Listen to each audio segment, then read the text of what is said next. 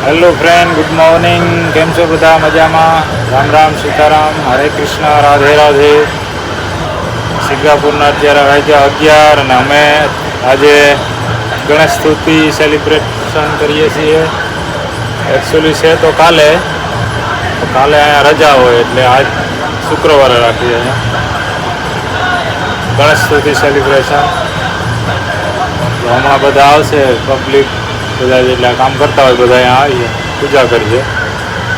જોવો આખો વિડીયો હું મૂકી MB વિથ HG વ્લોગમાં જોઈ લીધો. દર્શન કરો ગણપતિ બાપાના. જુઓ